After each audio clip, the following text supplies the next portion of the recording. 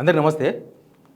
బండి భగీరథ్ సన్న బండి సంజయ్ ఈ పంచాయతీ అంతా చూస్తున్నారు కదా. ఈ పంచాయతీ చూసిన తర్వాత ఒక్కసారిగా తెలంగాణ లీడర్లు, అన్ని పార్టీల లీడర్లు ఉలికిపడ్డారు ఒకసారి. అని ఏంది ఇది? ఎందుకంటే వీళ్ళేమో రాజకీయాల పేరుతోన 4 డబ్బులు సంపాదించుకొని వెనకేసుకోవాలి, 4 మూటలు వెనకేసుకోవాలి, ఆస్తులు సంపాదించాలి అనే దానిలో బిజీగా ఉంటారు రాజకీయ నాయకులు. వాళ్ళ కొడుకులు ఏం చేస్తుంటారో వీళ్ళకి తెలియదు. ఏదో నాడు ఇట్లా పసాయించిన తర్వాత అప్పుడు అర్థమవుతుంది, అరే ఇప్పుడు చూడు బండి సంజయ్ కిందికి వెళ్ళి వచ్చిండు, కష్టపడి ఒక కోట నిర్మించుకున్నాడు. కానీ బండి భగీరథ ఏం చేసిండు? సింగిల్ షాట్లా కోట గులగొట్టేసిండు. ఇప్పుడు బండి సంజయ్ అంతకుముందు మాట్లాడలేడు కూడా. ఇప్పుడు ఆయన మాట్లాడితే వినేవాళ్ళు కూడా లేరు.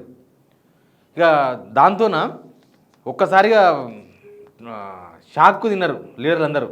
అసలు వాళ్ళ కొడుకులు ఏం చేస్తున్నారు, వాళ్ళ వ్యవహారాలు ఏంది, దాని మీద కొద్దిగా కాన్సన్ట్రేషన్ చేశారట. అసలు ఏం చేస్తున్నారు వీళ్ళు? ఎందుకంటే పట్టించుకోరు. పొద్దుగాలు ఇస్తే కార్యకర్తలు వస్తారు, వాళ్ళు వస్తారు, వాళ్ళ నాయన అధికారాన్ని అడ్డం పెట్టుకొని వాళ్ళు తిరుగుతూ ఉంటారు. ఎక్కడనో దోస్తులు అంటారు, పబ్బులు అంటారు, బార్లు అంటారు, లేకపోతే ఫామ్ హౌస్లు అంటారు, దానిలో ఆడ దోస్తులు ఉంటారు, మగ దోస్తులు ఉంటారు, ఏదో జరిగిపోతుంటుంది. తర్వాత ఒకనాడు వ్యవహారం బయటకు వస్తుంది. ఆ రోజు చిక్కిపోతారు. సరే, ముందు సబ్స్క్రైబ్ చేయండి, షేర్ కూడా చేయండి. నిజానికి ఈ మినిస్టర్లో లేకపోతే ఎమ్మెల్యేలో ఎవరైనా కావచ్చు, రాజకీయాల్లో ముఖ్యంగా ఉన్నవాళ్ళు, రాజకీయాల్లో ప్రధానంగా ఉన్నవాళ్ళు, వాళ్ళందరినీ అలర్ట్ చేసింది ఈ ఇష్యూ. మామూలు అలర్ట్ కాదు. అరే రాజకీయాలకు అవసరమైతే ఒక 10 నిమిషాలు పులి స్టాప్ పెట్టి కొడుకులతో మాట్లాడాలి, ఏం చేస్తున్నారో తెలుసుకోవాలి వీళ్ళను. లేకపోతే మనం కూడా బండి సంజయ్ లాగైతాం. బండి సంజయ్ది తేరుకోలేని ఇష్యూ. ఇవాళ అయ్యే పని కాదు. ఆయన జైలుకు పోయిన వాళ్ళ కొడుకు ఇవాళ రేపు వచ్చే పొజిషన్ ఏం లేదు, చాలా టైం పడుతుంది. ప్లస్ అది కనుక ప్రూవ్ అయితే కాదు, ప్రూవ్ అయితే జైలుకు పోతాడు. 20 సంవత్సరాలు పడుతుందా, 10 సంవత్సరాలు పడుతుందా తర్వాత విషయం. కానీ అంతకన్నా ముందు ఎక్కువ సోషల్ డిస్టర్బెన్స్ అవుతుంది కదా. ఇప్పుడు ఒక లీడర్గా 10 మంది అనుచరులు ఉంటారు, అనుచరులు కూడా అనుకుంటారు మొత్తం అయిపోయింది ఇలా కథ. ఇప్పుడు బండి సంజయ్ ఆయన అంతకుముందు మాట్లాడిన నీతులు మొత్తం ఇప్పుడు అందరు తిప్పేస్తుంటారు. మొత్తం సోషల్ మీడియాలో ఇందుక నువ్వు మాట్లాడింది, ఇదా నువ్వు మాట్లాడింది, మీ కొడుకేమో ఆ ఘనకార్యాలు చేస్తాడు, మీరేమో ఈ ఘనకార్యాలు చేస్తారా, ఇది మాట్లాడుకుంటున్నారు. నిజంగా కూడా బండి సంజయ్ మళ్ళీ తేరుకోనికే చాలా టైం పడుతుంది. ఎవరైనా ఎంతవరకు సాయం చేస్తారో అంతవరకే సాయం చేస్తారు.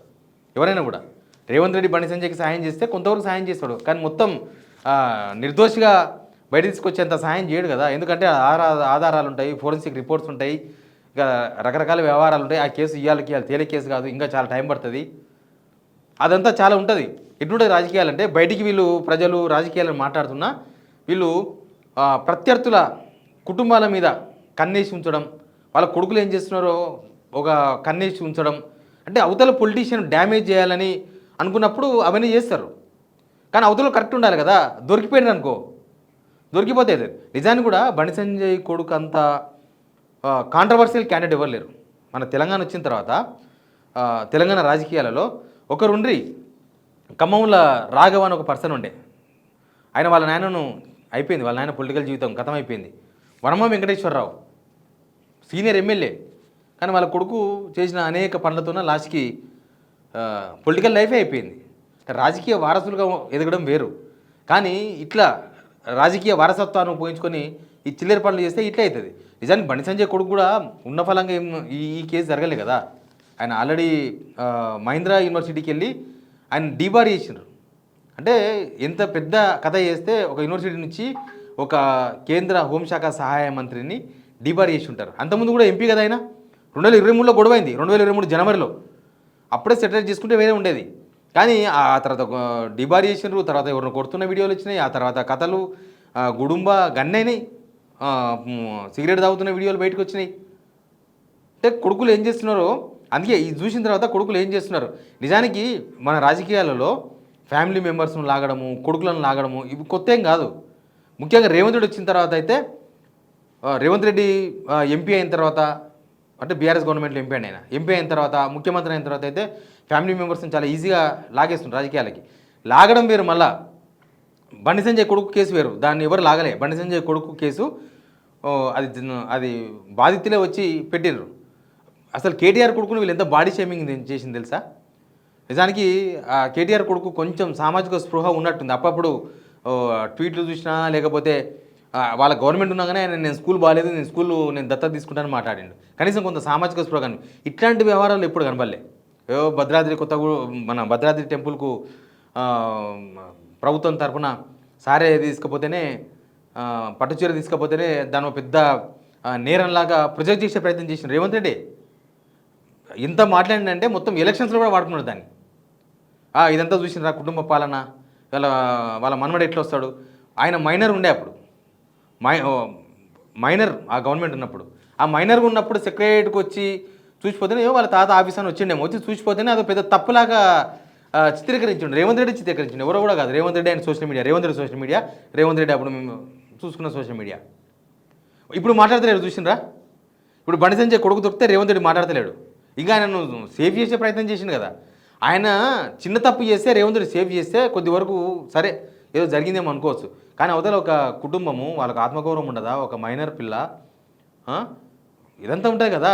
రాష్ట్రంలో ఉన్న మహిళలంతా ఏం ఆలోచిస్తారు, రాష్ట్రంలో ఉన్న పిల్లలంతా ఏం ఆలోచిస్తారు, వాళ్ళ భద్రతకు గవర్నమెంట్ గ్యారంటీ ఏముంది? ఇంకా ఎమ్మెల్యేల కొడుకులో, ఎంపీ కొడుకులో, మినిస్టర్ల కొడుకులో పాడి చేస్తే రేవంత్ రెడ్డి పట్టించుకోవడం అనేది పోయిన జనాలకి. అట్లా మొత్తం బాడీ షేమింగ్ చేసిండు కేటీఆర్ కొడుకు అప్పట్లో. అంటే ఆయన తప్పు పని చేయకపోయినా, ఇట్లాంటి కిరికిరి లేకపోయినా చేసిండు. ఇక ఇట్లాంటి మన రాజకీయాల్లో చూసిన తర్వాత మన ఆర్ఎస్ ప్రవీణ్ కుమార్ చెప్తున్నాడు, మా కొడుకుల కదలికల మీద కూడా ఏబీవీపీ బీజేపీ వాళ్ళు కన్నేసిండ్రు అని చెప్తున్నాడు ఆయన.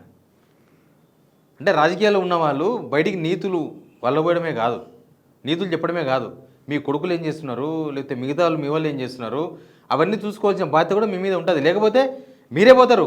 ఇప్పుడు బండి సంజయ్ ఎట్లయిండు? బండి సంజయ్ మొన్న వేరే బండి సంజయ్, ఇప్పుడు వేరే బండి సంజయ్. బండి సంజయ్ మొన్నటిదాకా మచ్చలేని నాయకుడు, ఇప్పుడు మచ్చ కాదు, అసలు ఫ్యూచర్ లేని రాజకీయ నాయకులాగా కనిపిస్తున్నాడు. ఆయన మంత్రి పదవి ఉంటుందో తెలియదు, పోతుందో తెలియదు, బీజేపీ వాళ్ళు ఎన్ని రోజులు ఎట్లుంటుందో తెలియదు కదా. ఇప్పుడు వాళ్ళ పార్టీకి తీవ్రమైన నష్టం జరుగుతుంటే వాళ్ళు మాత్రం భరిస్తారా? ఎన్ని రోజులు భరిస్తారు? భరించే వరకు భరిస్తారు. తర్వాత పార్టీకే నష్టం జరుగుతున్నప్పుడు ఏముంటుంది? కొన్ని రోజులు తీసి పక్కన పడేస్తారు. అట్లా చాలా ఉంటాయి. మొదలే జాతీయ పార్టీలు, మొదలే బీజేపీ, అది ప్లస్ ఇది జాతీయ స్థాయిలో నష్టం కలిగించే అంశంలాగా మారిపోయింది. అంత పెద్దగా రప్చర్ చేసుకున్నారు. ఇవన్నీ ఉన్నాయి కాబట్టే మిగతా వాళ్ళందరూ కూడా ఒక్కసారిగా పక్కన కూర్చోబెట్టుకుని కొడుకులను ఏమైందిరా భయ్, చూసినావు కదా ఎట్లయితుందో, అట్లాంటి దానికి దూరంగా ఉండాలి అని చెప్పుకునే సిచ్యువేషన్ క్రియేట్ చేసి, అందుకే వాళ్ళందరినీ అలర్ట్ చేసేసింది. Not only BJP, not only Congress, not only BRS, అన్ని పార్టీల రాజకీయ నాయకులు ఒక్కసారిగా వాళ్ళ వారసులు ఏం చేస్తున్నారు, వాళ్ళ కథలు ఏంది, మరి రేపన్నాడు మళ్ళీ ఏమైనా పంచాయతీ అవుతుందా? ఇక రాజకీయ జీవితమే భూస్థాపితాలు అయ్యే కథ ఇది. రాజకీయ జీవితాలే మిగిలవు. అక్కడక్కడ ఎవరినో ఏదో కొట్టిండు అట్లాంటివే జనాల్లో విరక్తి పుట్టిస్తాయి. అట్లాంటిది ఏకంగా ఇట్లాంటి సివియర్ కేసులు ఇరుక్కుంటే ఎవరు సమాధానం చెప్తారు? ఇప్పుడు బండి సంజయ్ సమాధానం చెప్పే పొజిషన్లో ఉన్నాడా? లేడు. లేకపోతే బీజేపీ ఏమైనా సమాధానం చెప్పే పరిస్థితిలో ఉందా బండి సంజయ్ వాళ్ళ కొడుకు చేసిన పని మీద? పోనీ మోడీ ఏమైనా సమాధానం చెప్తాడా? ఆయన వెనకేసుకొస్తాడా? ఎవరు వెనకేసుకురారు. అందుకే అంటున్నా, ఇది జరగకముందే నివారించుకోవాలి, జరగకముందే చూసుకోవాలి. కానీ జరిగిన తర్వాత సెటిల్మెంట్ చేసుకుంటాం. ఎన్ని పైసలు ఉన్నా మీ దగ్గర ఎంత అధికారం ఉన్నా కంట్రోల్ తప్పింది అంటే ఎవడేం చేయలేడు. ప్రకృతి అంటారు చూడు, ప్రకృతి ఉంటుంది. మీ పైసలు మిమ్మల్ని కాపాడలేవు, మీ పరపతి మిమ్మల్ని కాపాడలేదు, మీ రాజకీయాలు మిమ్మల్ని కాపాడలేవు. మీరు రాజకీయంగా ఒక సమాధి కట్టుకోవడం అన్నమాట ఇది. మీ కొడుకులు సరిగ్గా చూసుకోకపోతే, మీ కొడుకులు సరిగ్గా పెంచుకోకపోతే, మీ కొడుకులకు రాజకీయ వారసత్వాన్ని అప్పగిస్తే జనం ఆశీర్వదిస్తే లీడర్ అవుతారు, లేకపోతే కాదు. కానీ ఇట్లాంటి గబ్బు పని చేయడానికి మాత్రం చేస్తే మాత్రం అసలు మీ రాజకీయ జీవితం పోతుంది. మీ కొడుకు రాజకీయ వారసత్వం తర్వాత విషయం. అందరూ బండి సంజయ్ని ఉదాహరణ తీసుకోవాలి. ఇప్పుడు అట్లాంటి సిచ్యువేషన్ ఉన్నదాకా బండి సంజయ్ మీద పర్సనల్గా మాట్లాడడానికి పెద్దగా అలిగేషన్స్ ఏం లేవు. ఏదో ఆయనకి ఇంగ్లీష్ రాదనో హిందీ రాదనో మాట్లాడేవాళ్ళు అంతే. కానీ ఇప్పుడు ప్రజలే కదా, ఇవన్నీ జనాల్లో స్టాంప్ ఇట్లా ముద్రిస్తాయి, మనసు మీద ముద్రించుకోపోతాయి. ఇది ఒక రోజులో పోయే వార్త కాదు, లేకపోతే ఇది నెల రోజుల్లో మర్చిపోయే అంశం కూడా కాదు.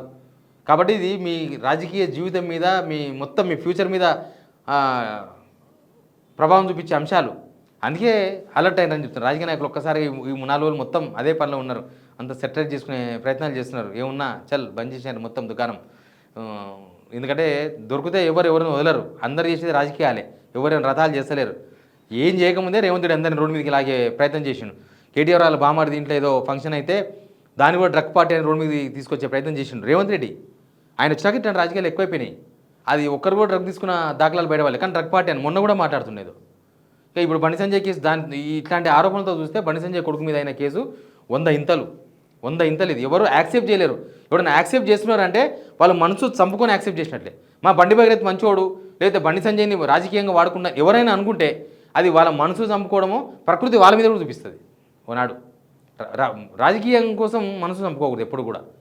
మన మనసు మనలాగానే ఉండాలి. తప్పును తప్పు అనాలి, కరెక్ట్ అనాలి. సింపుల్.